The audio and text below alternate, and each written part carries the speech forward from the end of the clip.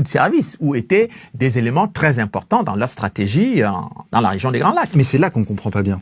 Parce que le Rwanda, c'est un petit pays. Oui. Comment peut-il tenir comment peut-il influencer autant la politique étrangère des États-Unis d'Amérique, de la France, on ne comprend pas là. Il y a quelque chose qui bloque. Vous mettez le doigt sur le tabou, ce dont il ne faut pas parler dans ce dossier. En fait, il faut remonter à Clinton pour comprendre ça.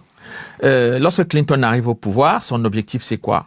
L'objectif de Clinton, c'est de évincer la France de ses anciennes positions en Afrique francophone. Et celui qui le dit de façon très explicite est le ministre de l'économie de Bill Clinton à l'époque, qui s'appelle Ron Brown, qui était mort, je crois, en Yougoslavie dans un accident d'avion plus tard. Et qu'est-ce qu'il a fait un discours à Dakar qui était très important, c'est de dire que traditionnellement les matières premières africaines étaient contrôlées par certaines puissances européennes.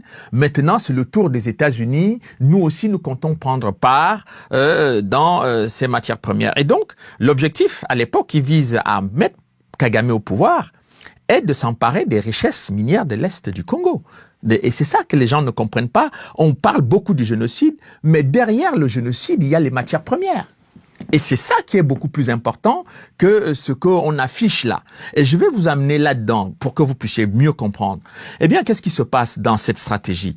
Dans cette stratégie, c'est que les Américains ont envie de s'emparer du coltan, qui sert à la fabrication de nos téléphones portables et des ordinateurs. C'est un produit qui est très important, très recherché dans le domaine de l'aéronautique, militaire et civile. Et puis, il y a le cobalt. Et donc, la personne qui est la plus en même d'aider les Américains à se procurer ça, c'est celui qui est le président du Rwanda, qui est à la frontière, parce que ces produits se trouvent à la frontière avec le Rwanda. Et l'ancien président qu'a soutenu le président Mitterrand, le président Habyarimana, n'aurait jamais accepté ça. N'aurait jamais accepté que son pays serve de base arrière pour aller piller les richesses du Congo. Mais Kagame, lui, était prêt à faire ce travail-là. Et donc, c'est pour cela que les Américains vont tout faire pour l'amener au pouvoir. Et c'est pour ça que l'attentat contre l'avion est un tabou. Vous comprenez mieux maintenant. Deuxième élément, c'est que les Américains considéraient le coltan, à la fin de la Seconde Guerre mondiale, comme un produit stratégique de la défense nationale des États-Unis.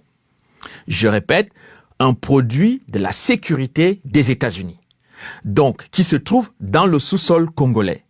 Donc, vous comprenez que quand on a déjà cette lecture des événements, on sait déjà très bien, si on met quelqu'un au pouvoir au Rwanda, on sait quel est le boulot qu'il va faire.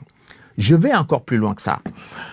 La bombe qui a été utilisée à Nagasaki, Hiroshima, en 1945, contre le Japon qui a été utilisé par les Américains, l'uranium venait du Congo-Zaïre, c'est-à-dire le même endroit où se trouve aujourd'hui le coltan qui sert à la fabrication de nos portables. Donc depuis la Seconde Guerre mondiale, les Américains savent exactement ce qui se trouve dans le sous-sol du Congo et ils ont pris le temps pour pouvoir mettre quelqu'un à la tête du Rwanda qui allait en quelque sorte faire de la sous-traitance pour eux, pour ce genre de produits stratégiques.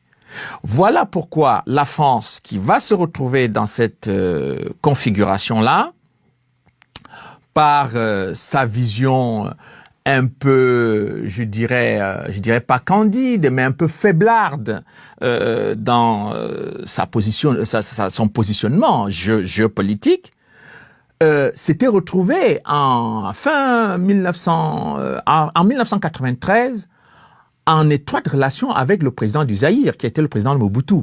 C'est-à-dire les Américains avaient lâché quelqu'un qu'ils ont soutenu au pouvoir pendant 32 ans, qui était le président du Zaïre, et les seules personnes qui soutenaient le président du Zaïre à ce moment-là, c'était les Français. Mais les Français, on se retrouve en 93 dans la configuration de la cohabitation. Donc, le positionnement des uns et des autres fait que la politique étrangère de la France et la position géopolitique de la France est affaiblie. Le président Mitterrand a son cancer de la prostate et les Américains, et le président du Zaïre a aussi le cancer de la prostate. Donc c'est à ce moment-là que Paul Kagame, utilisé par les Américains, on va commettre l'attentat qui va permettre de renverser non seulement le président rwandais, mais en 97, c'est-à-dire quelques années, 3 ans après l'affaire de l'attentat, le président du Zaïre va être renversé par Paul Kagame. Je récapitule pour que les gens comprennent bien l'articulation. Bill Clinton veut installer Paul Kagame au pouvoir. Paul Kagame est en formation aux États-Unis, on le met là. En 94, ils font abattre l'avion du président Habyarimana, qui est le président du Rwanda, qui s'entend avec le président du Zaïre, qui est son voisin. Les Américains veulent le coltan et l'uranium du Zaïre. Pour y arriver, ils ne peuvent pas directement attaquer le président du Zaïre qui est en place. Pourquoi? C'est pas plus simple? Mais c'est quelqu'un qui les connaît très bien. Ils l'ont soutenu pendant 32 ans. C'est comme l'affaire avec Pinochet. Donc on n'a pas envie on veut s'en débarrasser, mais on ne va pas s'afficher, comme on va pas prendre le risque de venir le renverser. Donc on passe par un proxy. Voilà, exactement. Et donc c'est ce qu'ils vont faire. Et entre-temps, les Américains font pression sur la France et sur la Belgique de lâcher ce président, qui est devenu un dictateur. Mais pendant 32 ans, il n'était pas dictateur. C'est exactement ce qui se passe avec Kagame. Il est venu, soi-disant, en 1994 pour apporter la démocratie, mais ça fait 27 ans qu'il est là, soutenu par les Américains. Et on ne nous dit pas qu'il est dictateur. Bon, donc c'est la même chose qui va se passer avec Mobutu. Donc il passe par Paul Kagame, qui va renverser ce président en 1997.